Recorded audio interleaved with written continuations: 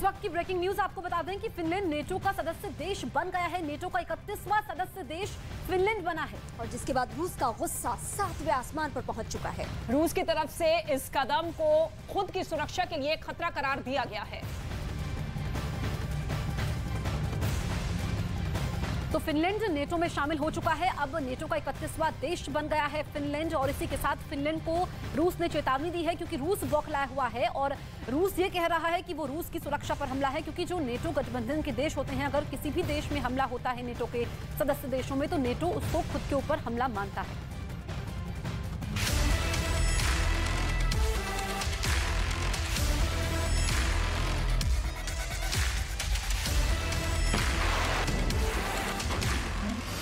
चक्रव्यूह में फंस गए पुतिन। पुतिन के किले में नेटो की सेंध। पुतिन करेंगे पलटवार या सरेंडर को तैयार।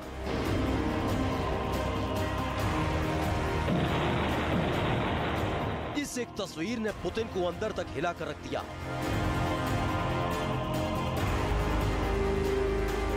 सभागार में बजती हुई तालियों ने रूस की नींद छीन ली।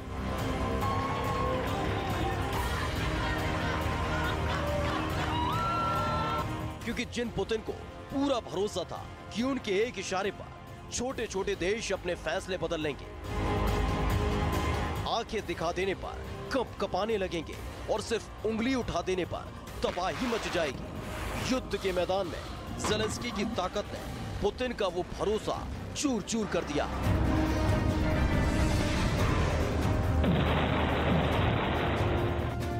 करीब 14 महीने से चल रही जंग ने पुतिन के खौफ को कम करने का काम किया है। यही वजह रही कि फिनलैंड को डराने, हमले की धमकी देने और आंखें दिखाने के बाद भी कोई असर नहीं हुआ। और आखिर फिनलैंड उस संगठन का सदस्य देश बन गया जिससे पुतिन नफरत करते हैं। नेटो में शामिल फिनलैंड। पुतिन की लाख कोशिशों के बाद भी फिनलैंड ने नेटो की सदस्यता ले ली, जिसने रूस के होश उड़ा दिए हैं। क्योंकि एक वक्त था जब रूस के पड़ोसी देश पुतिन के एक एक बयान को फरमान मानते थे, लेकिन अब आंखें दिखाने लगे हैं और यूक्रेन युद्ध की शुरुआत से ही रूस लगातार नेटो से घिरता जा रहा है।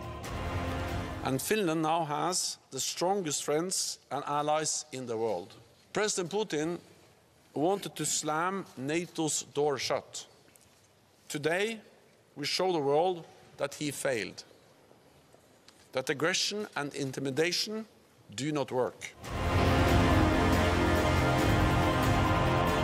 फिनलैंड के इस कदम ने पुतिन को करारा झटका दिया है, लेकिन साथ ही युद्ध के भीषण हो जाने की तरफ भी संकेत कर दिया है। क्योंकि बात सिर्फ अब फिनलैंड के नेटो में शामिल होने की नहीं है, बल्कि फिनलैंड के बाद स्वीडन भी जल्द ही नेटो में शामिल होने जा रहा है। तो वहीं माना जा रहा है कि यूक्रेन भी नेटो का सदस्य देश बन सकता है, जिस पर पुतिन का पारा हाई है। This war situation is become near and near all the time, and because I think we should be aware and afraid of Russian, and I think the future is very important. Belong to NATO.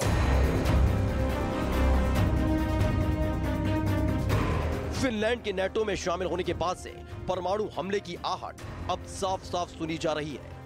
यानी जो बात रूस के अंदर हुआ करती थी, वो अब खोलकर होने लगी है कि अगर पुतिन यूक्रेन के साथ युद्ध में घिर जाते हैं तो वो लाल बटन दबाने से पीछे नहीं हटेंगे। क्योंकि यूक्रेन युद्ध की शुरुआत से ही पुतिन नेटो को चेतावनी देते रहे हैं, लेकिन अब तो हालात ऐसे बन गए हैं कि नेटो बिल्कुल रूस के दरवाजे पर आकर खड़ा हो गया है।